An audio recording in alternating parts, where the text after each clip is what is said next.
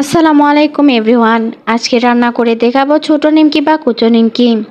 নিমকি যে নামে ডাকা হোক না কেন, আমরা সবাই কম বেশি বিকেলে চায়ের সাথে নিমকি খেয়ে থাকি। এই নিমকি বানিয়ে অনেক দিন পর্যন্ত সংরক্ষণ করা যায়।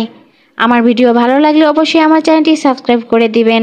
প্রথমে নিমকি ডো বানিয়ে নিব, সেই জন্য একটি পাত্র নিয়ে নিয়েছি। দিয়ে দিচ্ছি 1 কাপ ময়দা, 1 চা চামচ কালো জিরা, হাফ চা চামচ লবণ আর 1.5 টেবিল চামচ সয়াবিন তেল। সয়াবিন তেলের পরিবর্তে ঘি বা বাটার দিতে পারেন। দিয়ে দিচ্ছি 1 চা চামচ চিনি।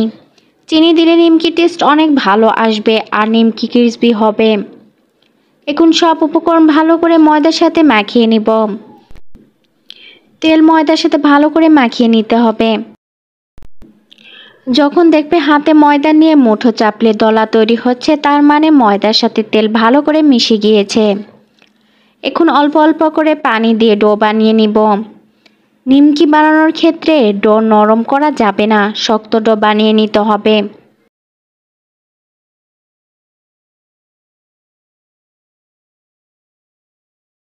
ডো বানানো হয়ে গিয়েছে, এখন ঢেকে 10 মিনিটের মতো রেস্টে রাখব। এই সময়ের মধ্যে ডো আরও সফট হয়ে যাবে। 10 মিনিট পর দেখুন ডো কতটা সফট হয়েছে।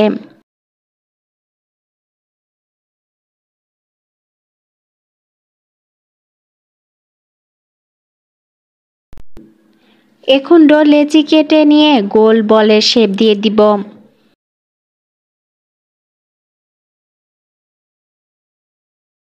এখন ডো ঢেকে সাইডে রেখে দিব। আর এখান থেকে একটি লেচি নিয়ে রুটি বানিয়ে নিব। খুব প্রয়োজন না হলে রুটি করার সময় ময়দা দেওয়া যাবে না। যখন দেখবেন ডো লেগে যাচ্ছে, সেই ক্ষেত্রে খুব অল্প পরিমাণে ময়দা দিয়ে রুটি বানিয়ে নিতে হবে।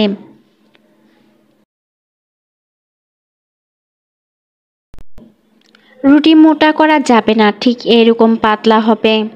এখন একটি কাঁটা দিয়ে চিকন করে নিমকি সাইজ করে কেটে নিব।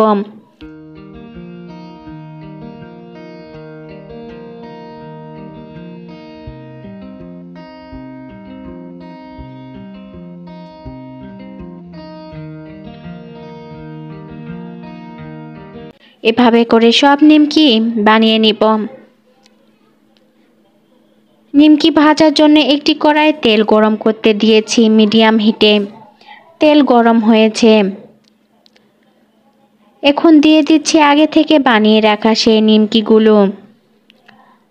যখন সব নিমকি তেলের উপর ভেসে উঠবে, তখন চুলার ফ্লেম লো করে দিব আর নিমকি গোল্ডেন ব্রাউন কালার করে ভেজে নিব।